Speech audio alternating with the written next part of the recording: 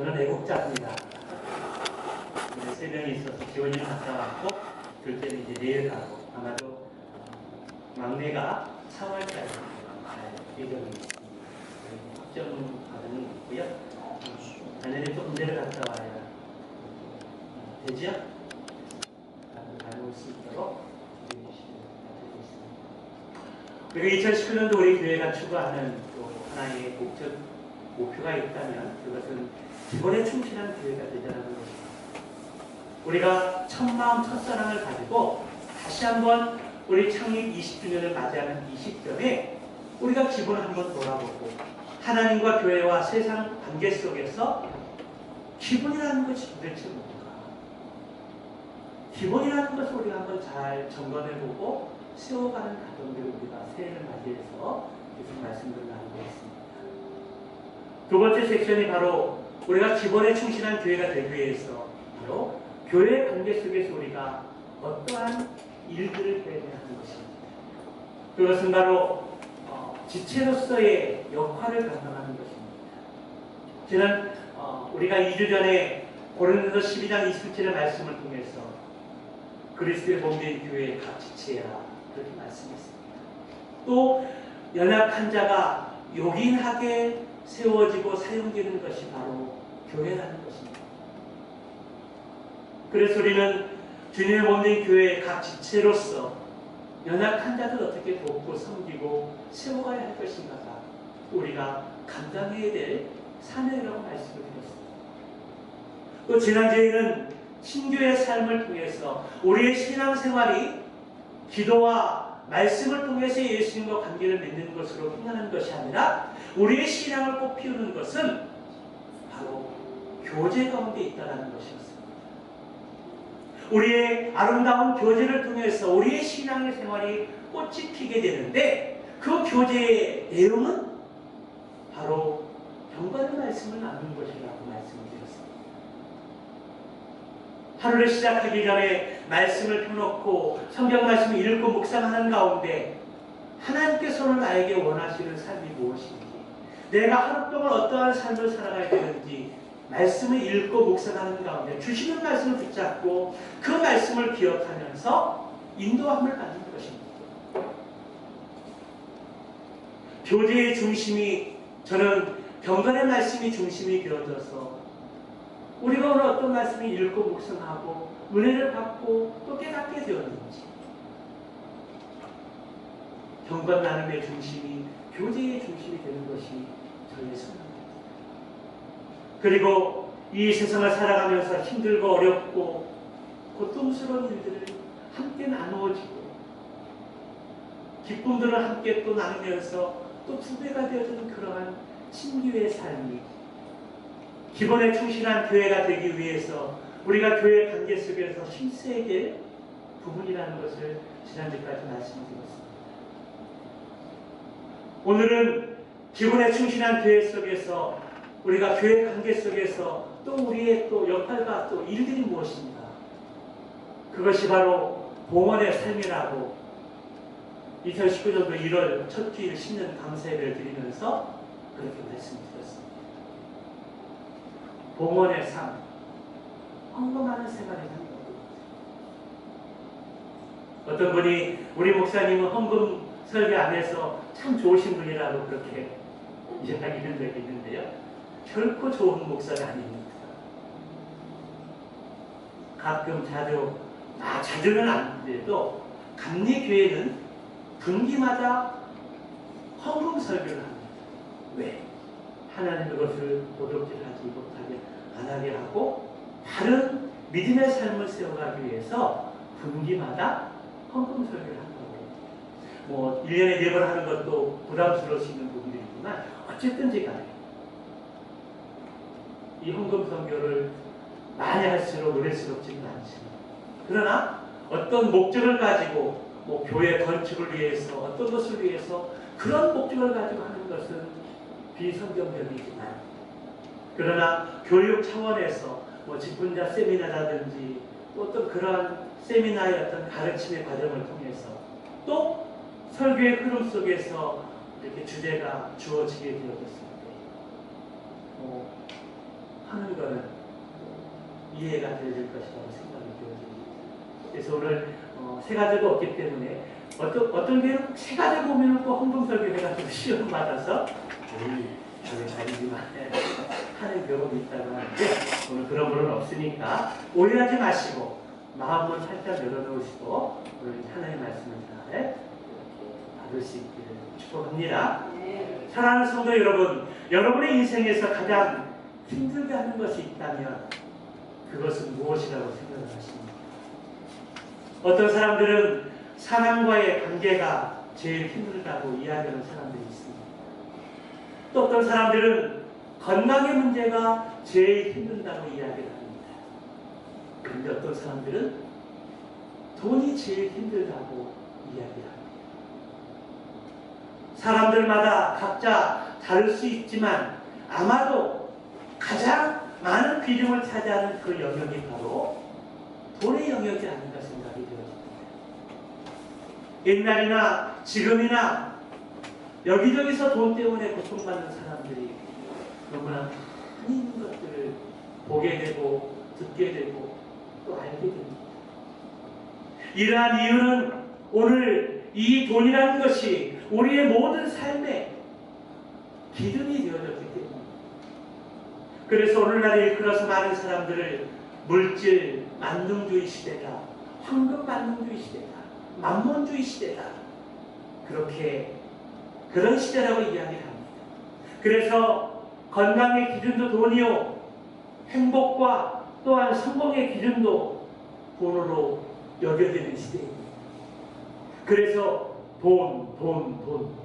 뭐니 해도 돈이 최고의 시대입니다. 그런데요, 이러한 돈이 솔직히 우리 신앙생활까지도 그 영향이 많이 미치고 있다는 사실입니다.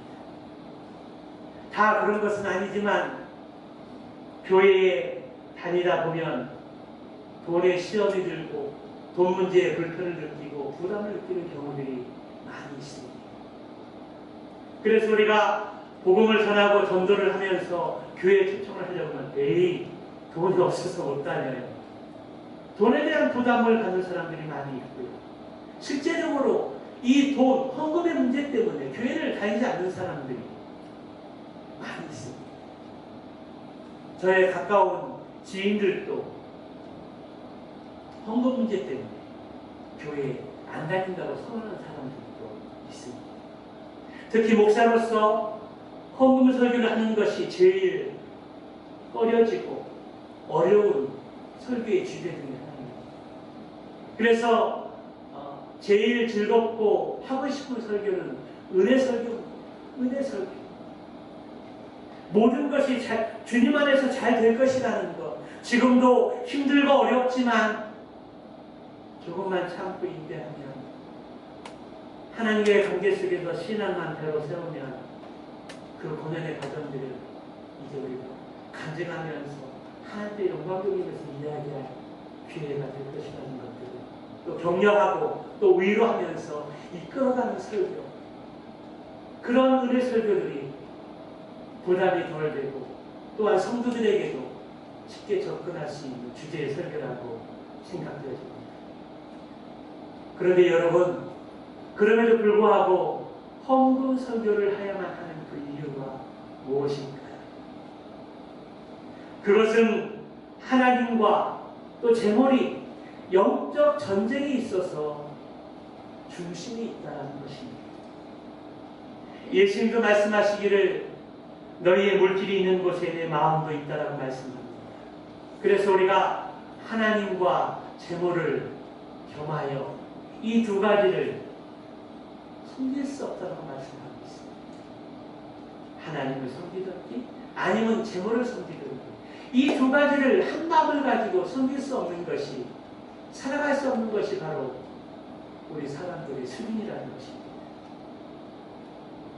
그런데요, 성경의 말씀에 보면 예수님의 설교 가운데 물질의 설교를 제일 많이 하셨습니다. 예수님의 비유가 성경에 보면 37가지가 기록이 되어 있는데요.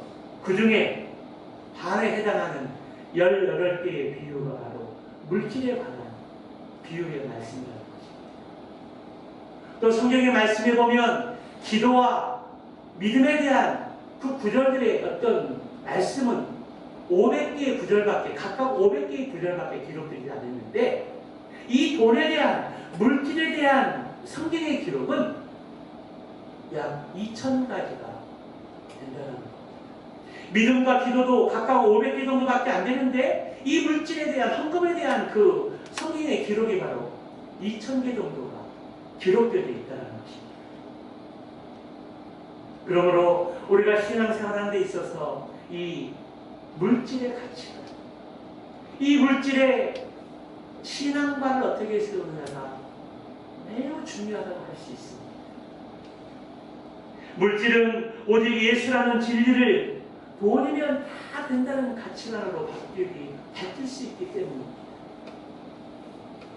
그래서 세상에서 이 살아갈 때에 한 사람의 진가는 돈이 있을 때 그것을 어떻게 사용하느냐, 또 인생에서 돈이 없을 때 어떻게 살아가느냐, 그것을 통해서 그 사람의 진가를 발견할 수 있다는 거예요. 우리가 돈이 있을 때 그 돈을 어떻게, 어떠한 목적으로, 어떠한 기준을 가지고, 어떠한 가치관을 가지고 그 돈을 사용하느냐, 우리가 돈이 없을 때 어떻게 살아가느냐,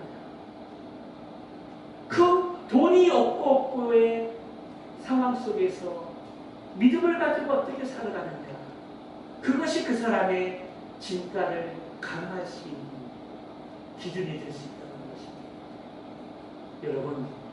여러분들이 지금 가지고 있는 이 돈을 어떻게 사용하고 있습니까? 또 돈이 없고 돈이 부족할 때, 돈이 아쉬울 때 여러분들은 또 어떻게 살아가고 있습니까? 솔직히 헌금은 신앙생활의 중요한 요소이기도 하지만요, 부분적으로는 신앙 고백의 수단이며 또 믿음의 기준이 될 때도 있다는 것입니다. 그런데 헌금 생활에 아직 분명한 기준과 가치관이 이렇게 세워지지 않아서 그 신앙의 한 단계 성숙해져 가고 또 성장해 가야 되는데 정체되어 있는 분들이 우리 주변에 많이 있다는 것입니다. 그래서 디모데전서 6장 10절 말씀에 보게 되면, 우리 한번 10절 말씀 같이 볼까요? 시작. 돈을 사랑함이 일만하게 뿌리가 되나니 이것을 탐내는 자들은 미혹을 받아 믿음에서 떠나 많은 근심으로써 자기를 찔렀도다. 돈을 사랑하는 것, 돈은 사랑의 대상이 아니라는 것입니다. 사랑의 대상은 하나님과 이웃입니다. 돈은 사랑의 대상이 아니라 사랑의 대상을 위해서 사용되어질 도구에 불과한 것입니다. 사랑의 대상은 돈이 아니라 하나님이요 또한 이웃입니다. 그러므로 우리가 하나님을 사랑하기 위해서, 사랑을 위해 돈을 사용해야 한다면 하나님의 뜻을 어기면서까지 돈을 벌려고 하지 않을 것입니다. 오히려 하나님의 뜻을 따르기 위해 필요하다면 돈을 버릴 수 있는 신앙까지 되어야 한다는 것입니다. 하나님의 뜻을 따르기 위해서 돈을 버릴 수 있는 신앙, 그것이 가능할까요? 하나님의 뜻을 따르고 주님의 일을 위해서 돈 버는 일들을 포기한다는 것, 이것이 가능할까요? 그 예로 사도행전 19장의 말씀을 보게 되면 사도 바울의 복음을 전하다가 에베소서에 도착했을 때 악기 맞는 사람을, 악기를 걸린 사람을 만나게 되었습니다. 예수 그리스도의 이름으로 악기를 제압을 하고 복음을 전하면서 회개할 것을 촉구하게 되었습니다. 그때 많은 사람들이 예수 믿기로 작정을 했고요. 그 한 무리들 가운데 마술사가 있었었는데요, 놀라운 표적과 기적을 눈으로 목격하게 되었을 때 예수 믿기로 작정하고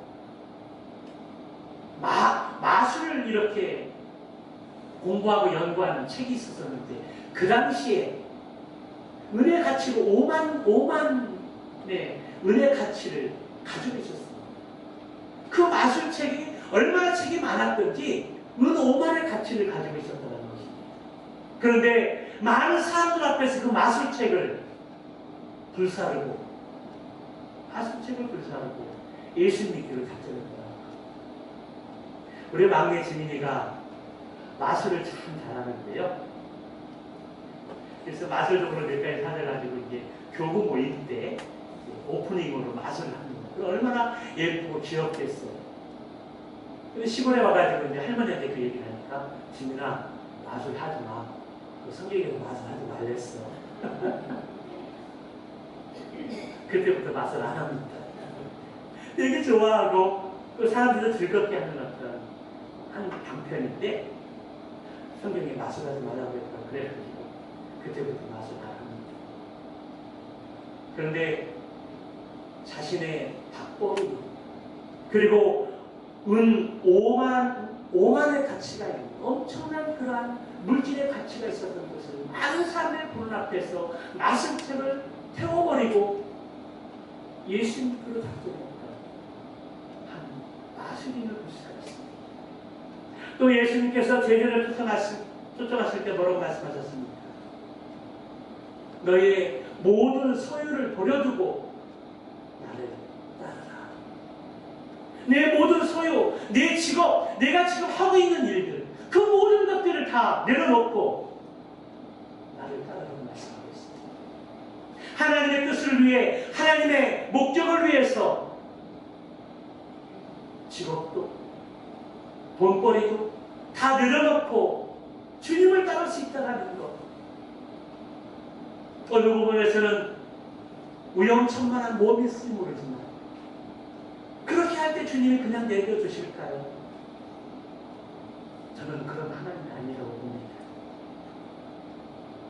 여러분, 이런 것들을 위해서 반드시 기억해야 할 것은, 돈이라는 것은 하나님께서 우리 자신을 위해서 잘 사용하라고, 마음대로 사용하라고 우리에게 손으로 주신 것이 아니라 하나님의 뜻에 맞게 잘 사용하라고 잠시 맡겨두신 것이라는 것입니다. 그렇습니다. 이 돈이라는 것이 하나님의 뜻대로 사용하도록 맡겨진 것이라면 그것은 하나님과 이웃을 위해서 사용할 수 있어야 한다는 것입니다. 오늘 본문의 말씀의 배경에 보면 예루살렘에 큰 기근이 일어나게 되었는데요. 그래서 모교에 자신을 파송했던 예루살렘 지역에 큰 기근이 일어나서 굶주리는 사람이 많이 생기게 되었습니다. 그래서 고린도 교회에 머물러 있던 사도 바울은 모 교회인 예루살렘 교회의 그 상황들을 전하고 예루살렘 그 지역에 큰 어려움을 당하게 되는 걸 보면서 우리가 함께 선한 마음으로 구제하는 하자. 그렇게 교인들에게 이야기를 하고 또 구제하는 걸 하는 데 있어서 헌금의 그 원리들을 우리에게 잘 교훈해 주는 말씀이라고 생각이 들어요. 그렇다면 우리가 헌금을 드리게 될 때에 하나님 앞에 예물을 드리게 될 때에 우리에게 요구되어지는 마음의 자세는 어떤 것들이 있을까요?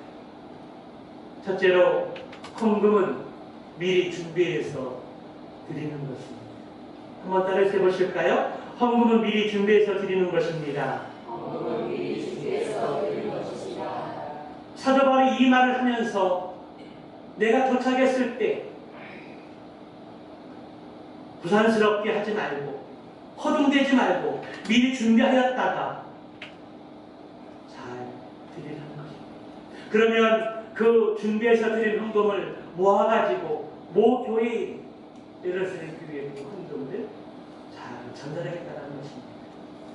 사실은요, 헌금은 우리가 신앙생활하는 데 있어서 헌금을 우리가 드리는 데 있어서 첫 번째 중요한 요소는 미리 준비해서 드리는 것입니다. 행복은 우리 교회가 아주 20주년 되는데요. 아마 언제부턴가 헌금함을 이렇게 만들어 놓고 헌금함에 이렇게 자원해서 미리 준비해서 드리는 교육을 하고 이러한 방식으로 헌금을 드리고 있는지는 저는 언제부턴가는 모르겠지만 아주 유익한 방법입니다. 헌금 바구니를 돌리게 되면요, 미처 준비하지 못했다가 그냥 지갑을 열어서 10,000원을 드릴까, 5,000원을 드릴까, 1,000원을 드릴까 갈등을 하다가 헌금을 이렇게 드리는 경우도 많이 있습니다. 그런데 5만원짜리하고 5,000원짜리하고 색깔이 비스무리 하잖아요. 5,000원짜리 끼내려고 그러다가 5만원짜리 끼냈는데, 꺼냈는데 또 헌금위원이 그거를 보고 있는데 또 바꿔치기 할 수가 없고,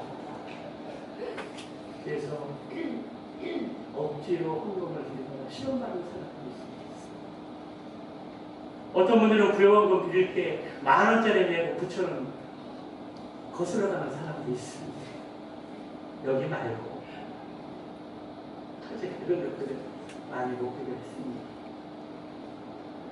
그래서 우리 교회는 헌금을 수거하는 시간이 따로 없습니다. 여기에는 미리 헌금을 준비해서 드리라는 것입니다.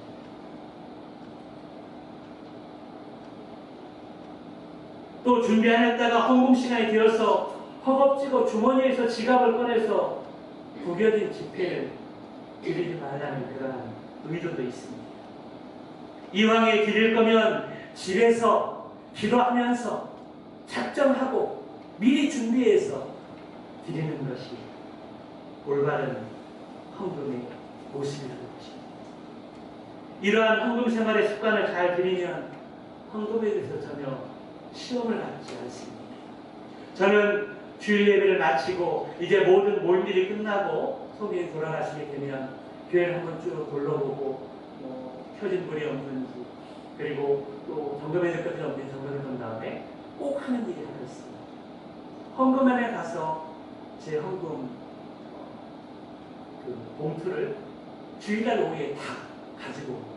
그리고 기도하면서 그 즉시 준비한 헌금을 또 이렇게 최대한 새 돈을 준비해서 헌금을 준비해서 넣어둡니다.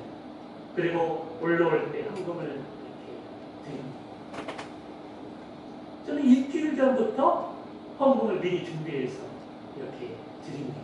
마음이 얼마나 기쁘고 행복합니다. 드리지 못하는 분들이 오히려 가시겠어요.